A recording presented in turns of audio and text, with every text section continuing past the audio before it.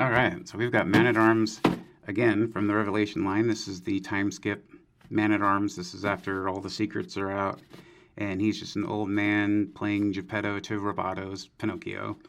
So let's go ahead and take a look at the box here real quick. Again, we have Masters of the Universe, Revelation, Man-at-Arms, Mattel. We have Man-at-Arms with and without a helmet. Some of the armor pieces in canon. He does have a couple of extra hands in here, and we have his armor pieces off to the side of the box there. So it's just meant to look more not hero-esque. Obviously he was stripped of his rank and title after everything that came through with the Netflix series. So let's go ahead and look at the rest of the box here.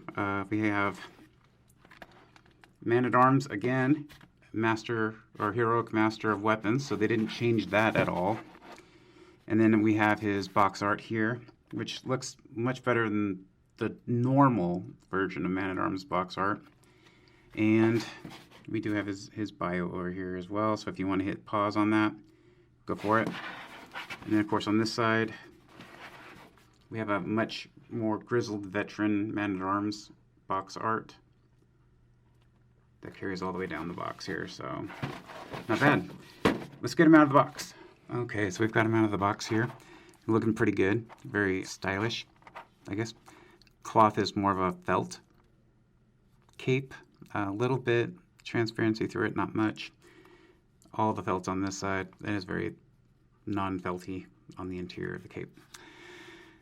But overall, he looks really good. Obviously, Man-at-Arms, so he's going to have some of that orange and green that we're accustomed to. So that's not too bad. Let's get a closer look at this figure here and see what we've got. So we bring him in. He is much older, so he's going to have longer hair, full beard instead of just a mustache. Same brown, but you have some paint on the sides here for some silver. I think they wanted to try to add it into his beard here as well. You can turn the head left and right, and you probably, yeah, you get a full 360 out of it. Just finagling around the cape. You're not going to get much for looking up on this figure because of his hair. You're not going to see much because of his cape. So he does look up. He can look down, but not by much. The cape and his long hair are going to kind of prevent you from getting much extension out of that neck. As far as his shoulders go, you can bring them up about yay far. You can get a full 360 on them. We do have a bicep swivel as well. And pinless, double jointed elbow. Horizontal bends on the hands here. And the hands are on a peg that you can swap out like so. And then this one has a vertical bend on it as well. And this hand, obviously, it just has a horizontal bend. So one hand you're going to get the vertical, and that's going to be for his gun. And then the other one you're going to have the horizontal as well. So we're going to go ahead and leave those extra hands on. Those are part of the accessories that it does come with. I'm going to note something that's kind of cool before we get into... No. As you can see, so we've got his tunic here in green, and there's different pieces of cloth. So it's been sewn together. You can see that there's some stitches in here.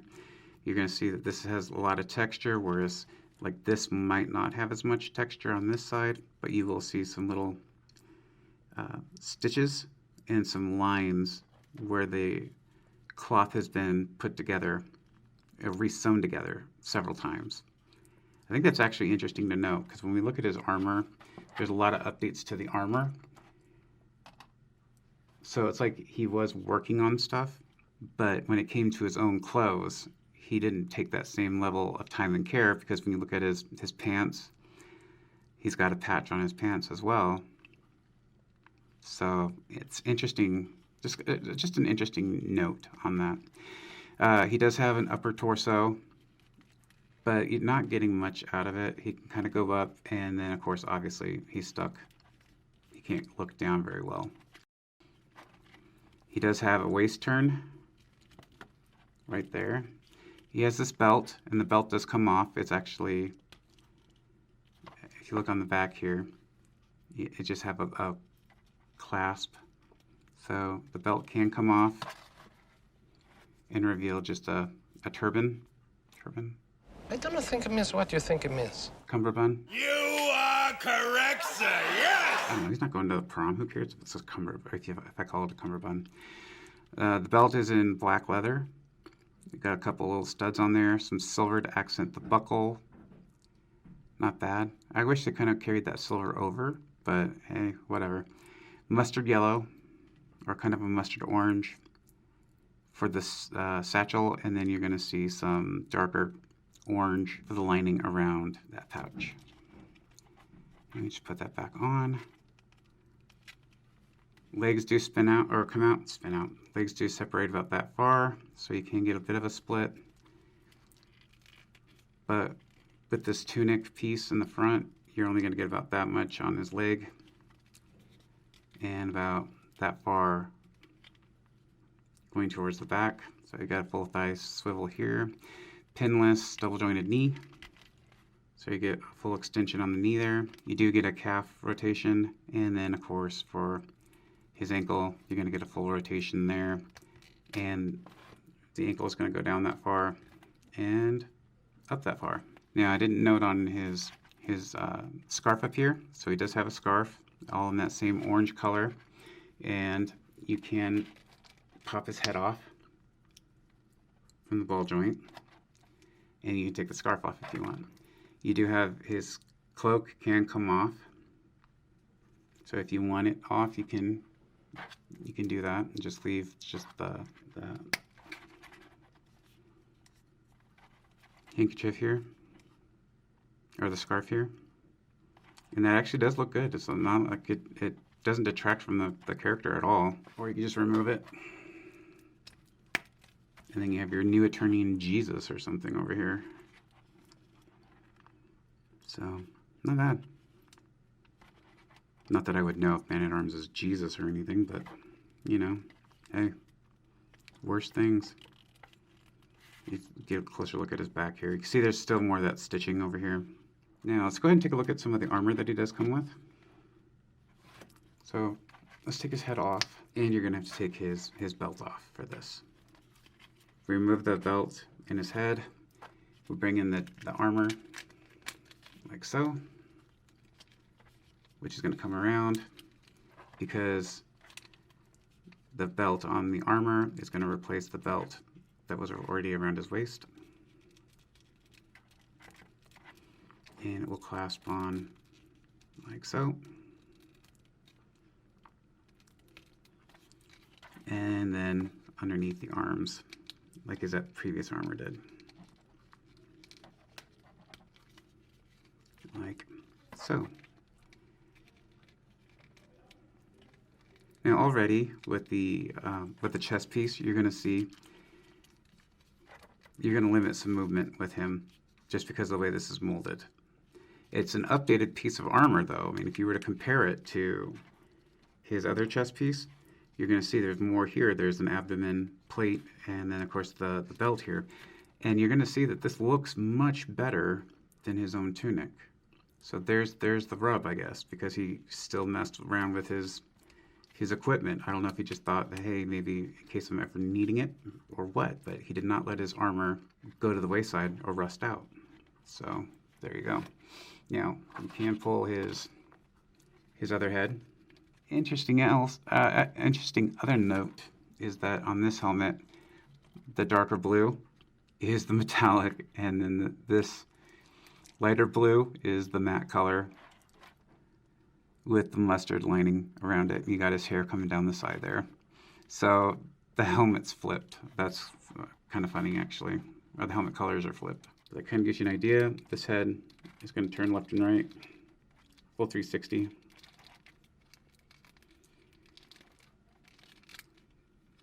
Except that the armor is preventing it. So that piece does come off. That's cool. You don't have to keep this piece on, so it comes right off. It's on a peg right there.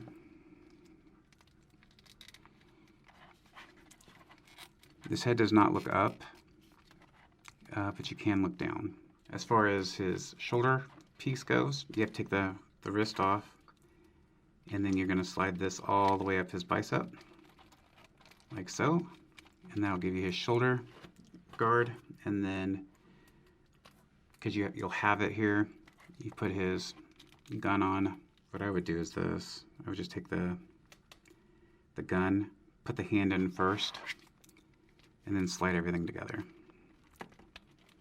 like that. So then you have his gauntlet and his shoulder piece right there, which is a nice little update to the arm piece that he had as a member of the Royal Guard. We're going to put on his feet, shin guards, if you will, knee guards, I don't know, whatever you want to call it. So they have the two pieces here. The clip are the two clasps. And the clasps on the outside correspond for different feet. So these are on, if we're looking at it from the front, these facing the left, it's going to go on his right. It's going to go on this foot here. So the clasps don't go on the inside. My knee pad was a little worn or warped there, so and we'll put this one on as well. And then that'll clasp on like so. And that's his full armor set right there. He does not come with a mace. I thought, you know, maybe he would come with a mace, but he does not. But that's all the armor pieces there. And then, of course, he does have his gun. Let's take a closer look at the gun here. The gun is in a the gun is in a matte gray. And then once you get onto the internals of it, like all of this is shiny. So kind of a metallic mustard. Right here, metallic blue-gray, and then a kind of a metallic lighter gray. And then he's got his handle. We do have a hole here for the blaster, shoulder rest. This doesn't move or do anything, but it will fit in his hand like so, and then sit up onto his shoulder. You'll have to probably remove that to get a better fit, of course. The horizontal joint comes into play here, and then you can have him standing there. He's got his little targeting system, and then he can fire. Yeah, I think it would have been cool. Well, there's actually a little bit of dark gray in here. It's just something to kind of bring out that barrel a little bit more. Looks good. Looks good with it. It sits fairly well. I mean, it's not flush to the shoulder or anything like that, but if I had to look at it from here, it doesn't look that bad. So if you want to have him holding it like that, you can. You can put this over his armor as well. Just kind of give you a little bit more kind of a wandering warrior type look. So let's go ahead and get him. Let's get a comparison real quick of him. I've got old man Duncan here, and I've got Man at Arms already. I think it's slightly funny that I think this one, or you know, old man Duncan here, is taller. Aren't you supposed to get shorter with age? I don't know. When 900 years old you reach, look as good you will not. And then we get a side comparison here. So it looks good. Hopefully you can kind of see what I meant with the helmets. Like this blue right here is all metallic, where that's all matte. But yeah, that's your comparison for Man at Arms. All right, everybody, that's my review of Man at Arms, older Man at Arms, if you will. Warrior on Exile. And I gotta say, you know, I actually like this figure. I like this a lot more than the first one. In fact, this probably tops it in every way possible. I think they nailed the figure with this one versus the first one. And the only thing I would take from the first one is that I'd want that mace. That being said, he's definitely the keeper of the two. He's obviously the deluxe figure, so he costs a little bit more. But if you're lucky at Target, you'll find him on clearance at some places. So, you know, as much as 50% off, he's worth that money. He's worth picking up a second one if I ever find a second one on clearance.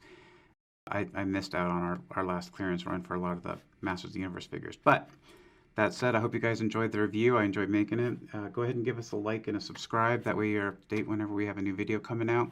We really appreciate you. We appreciate the love you guys have been showing us on this channel. So I want to thank you again and hope you guys have a wonderful day. We'll see you on the next review.